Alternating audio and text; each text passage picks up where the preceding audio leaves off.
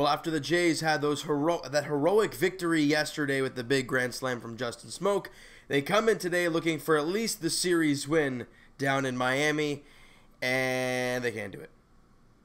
Losing 6-3 to the Marlins, and the story of today, Marco Estrada doesn't have a good start once again, and Wei-Yin Chen of the Marlins goes 8 strong innings and only gave up 3 hits over those 8 innings. Didn't walk a batter either.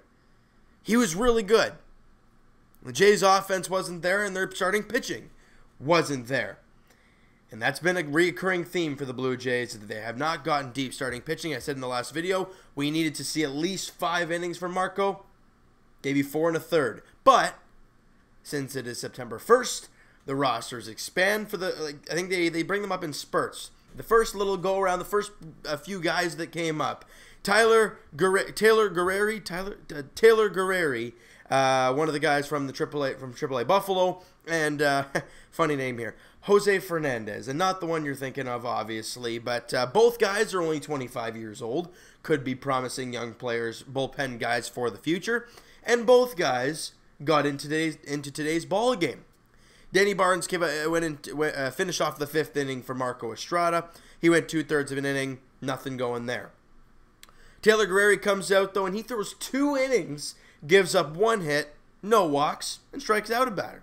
He was pretty good in his Blue Jays debut down there in Miami. And Jose Fernandez comes out, no hits, no walks, and no strikeouts. Just a clean inning for them, and that's what you want to see. Guys, we had a feeling when September rolled around, we were going to start to see some new faces. Now, this is obviously not all the guys we're going to see. Sean Reid-Foley and these 2 guys were the ones that got called up. You're going to see more at some point, if I'm not mistaken. So, get to know your new Blue Jays. Yes, we know Josh Donaldson got traded, and after this video, guys, I will be doing that for you. I told you, I tweeted that out. If you guys did not see that, Twitter's down in the description. Go check that out. Follow up, do all that great stuff on there. But like I said, the Jays' offense wasn't great either. Marco Estrada was terrible. But the Jays' offense stunk. You know, they had 1 run through 8 innings, and then they take Wei-Yin Chen out of the ball game, and Justin Smoak gets a 2-run shot there in the top of the 9th to make it 6-3. But that's all she wrote. His 23rd home run of the season. Lourdes Gurriel came in to score on the play. And other than a sacrifice fly from Randall Grichuk, that was it for the Jays' offense. So if we're trying to find some positives here, guys, Lourdes Gurriel went 1 for 4. He also scored a run. Again, he's not having big games, but he is getting hits. That's why I'm not complaining about Lourdes Gurriel, because as much as we've been talking, well, you know, he hasn't been all that great. 3 hits in his last 4 games. Again, it's not what we're used to seeing from him, but he will find himself. I'm not worried about that. He will find himself once again. Devin Travis had a pretty good ball game, though. He was 2 for 4 and scored a run, and raising his average to 234 on the year. Smokey was 1 for 4, obviously with the 2-run shot. I said grand slam like it was last night. And Teoscar Hernandez went 1 for 3, and that was it. You're not gonna win many ball games when you hit or I guess don't hit like that. Terrible.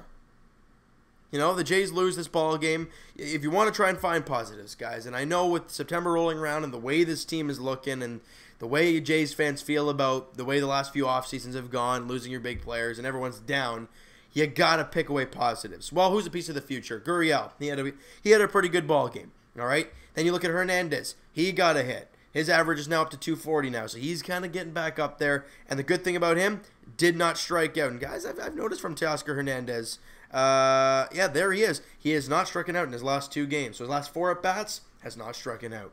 And I noticed something a little bit different. That he's kind of changed his stance. You know how he used to be like up a little bit?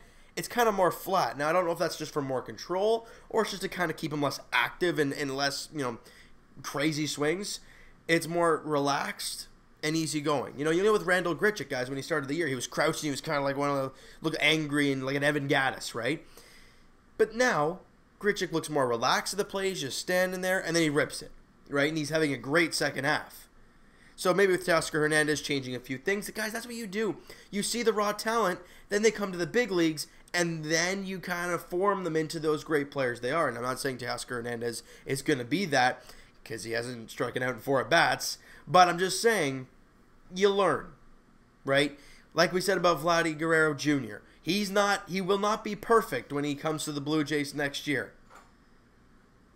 But this is where you polish him off, is in the big leagues. It's going to be a lot of fun. And speaking of Vladdy Guerrero Jr., this game was miserable. This game was terrible. And we've gotten used to kind of looking at the farm system a little bit here. Now, the Buffalo Bisons did lose 6-1 today. But you know what? We got to find positives. Vladdy Jr., guys, I mean, I know obviously a few games ago there was that injury scare. Quite a few people were like, oh no, he's holding like his leg a little bit. Oh God, that's a little never missed a game, hasn't missed an at bat. Went 3 for 5 today. He's now hitting 343 there in AAA. He's doing terrific. Anthony Alford went 2 for 4. So guys, he stays red hot. He's now hitting 241. He has really come on to finish off the season. Rowdy Tellez went 2 for 5. He's hitting 272 on the year. And guys, quickly going down there to AA New Hampshire, keeping an eye on our young Bo Bichette. I think it was yesterday he went 0 for 4. But then today, he had a pretty good ball game, went 2 for 4 in the game, hitting 289 on the season. So he's really, really come up since that struggle he had earlier in the year. Let's go to the Dunedin Blue Jays, because I did check this out earlier and I saw some positive things. Logan Warmoth, guys, remember that name, right? Former first-round pick last season with Nate Pearson, who's still obviously on the DL, and I don't think he's going to pitch at all this season with that scary injury line drive off the arm to start the year. Terrible.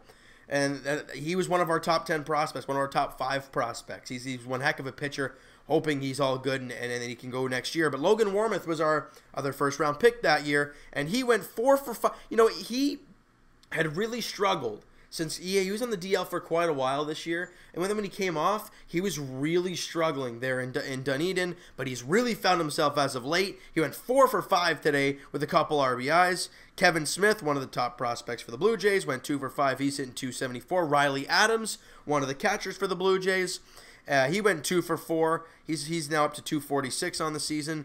Guys, the youngsters are getting better. They're getting there, and we're starting to feel it coming here, and I'm enjoying it. Now, would I love the Jays to actually be a decent team? Of course. But it takes time. You know, we're not going to go out there and be the Boston Red Sox, the New York Yankees this season, or even next season for that matter, because those teams are in a new class. They're in a different stage of their franchise. Now, obviously, they have a much bigger payroll than the Toronto Blue Jays, so the Yankees can go out there and say, hey, Andrew McCutchen, come on, bud. They can do that. It's the way baseball is, guys. I don't like it, but it's the way it is. All right, so let's flip back to the actual Big League Blue Jays here. And they finish off the series down there in Miami tomorrow afternoon. And a lot of questions were being, oh, who's going to get the start? Sean Reid-Foley is getting the ball. Now, he's 0-2 with an ERA of approaching 8.68. Not where he wants it after his first two big league starts. But you know what? He's 21, 22 years old. I think he's 23 years old. He's played 2 games in the big leagues. He's going to be a part of this future for some way, whether it's in the bullpen as a long man or a late inning guy, or a dynamite pitcher in the rotation. And as young pitchers, you want to see what they can do in the rotation to start. He's pitched 2 times in the rotation. He pitches his 3rd game tomorrow afternoon against the Miami Marlins, against Pablo Lopez, as the Blue Jays still look for the series victory, even though they shouldn't have lost today, because that means they've lost their last 4 of 5 against teams that are like 20 or 30 games under 500. And in the Orioles case, it's 50, but who's counting? But anyways, like I said, the Jays look for the series win tomorrow afternoon at 1:10 down there in Miami. All right, so you know what, guys? That is going to do it for this one. If you guys enjoyed this video and you guys didn't enjoy the game, except for the 2 debuts for the Toronto Blue Jays, Taylor Guerreri and Jose Fernandez, hit that like button. I do appreciate that, guys. Hit that subscribe button if you guys have not already. Comment down below. What'd you think of their debuts? Do you like what you saw? I mean, they obviously pitched well enough to not give up hits or walks. They didn't walk a batter. That's a very big key when it comes to the bullpen. You come out and you throw strikes, that's a recipe for success right there, all right? I want to hear what you guys have to say about that. And also, guys, I will talk to you, I guess Evan and I will talk to you guys. Oh, hold on. We'll rewind. Twitter is down below. Follow up, send me a DM, do all that great stuff, guys. And Evan and I will talk to you guys Wednesday podcast edition. Link is in the description for the podcast channel and for the podcast itself on iTunes, guys. And I will talk to you guys very shortly.